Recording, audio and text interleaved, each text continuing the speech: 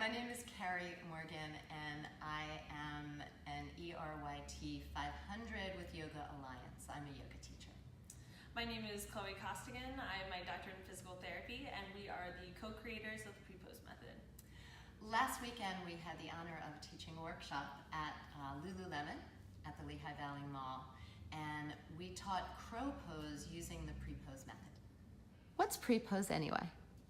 PrePose is a method that combines the principles of physical therapy and yoga to improve your movement and mindfulness. It asks 3 simple questions. What do I need to focus on? Why does it matter? And how do I go about doing that? When asking what you need to focus on, we follow a physical therapy hierarchy of addressing movement.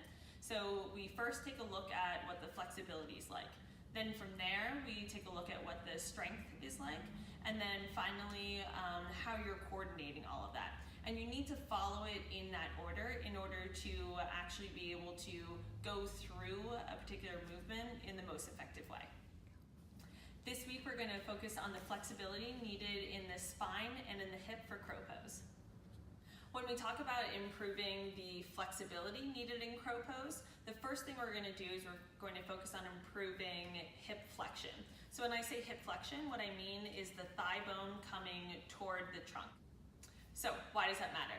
You need to be able to have full hip flexion in crow pose in order to just attain the position needed in order to be able to be in the pose.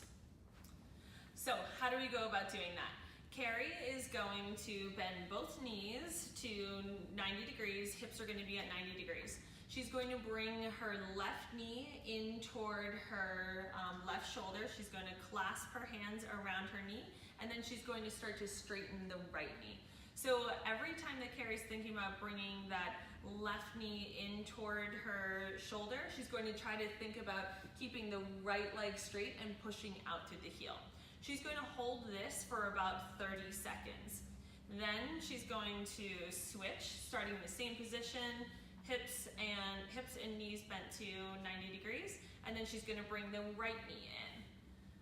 Again, she's going to bring the right knee in toward the right shoulder and then try to keep that left leg as straight as she can. She's doing a really great job of reaching out through that heel.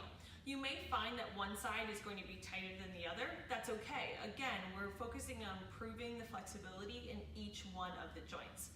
So again, 30 seconds, and she's going to do that a total of 3 times. Now we're going to improve the flexibility in the spine. So specifically spinal flexion. That's when the spine rounds. So why does that matter? So you need spinal flexion in order to attain this shape in crow pose. So Carrie's going to do what's called a Jefferson curl. So she's going to bring her chin in toward her and then down toward her chest, and she's going to think about flexing from each one of her vertebrae as she goes down closer to the ground. So Carrie's doing a really nice job of letting her shoulders relax, and each one of her vertebrae are flexing as she goes down. You may find that some area in your lower back may have a harder time flexing, and it might be a little bit easier for you just to round in the middle back. So just try to keep it as even as possible. And then what you can do is you can interlace your hands behind your head and then just gently pull down toward the ground. That's going to give you a little bit more of a stretch. If you're already getting enough of a stretch without that, then you don't have to worry about it. And then again, you're going to hold for 10 to 30 seconds, depending on how comfortable you feel with being upside down.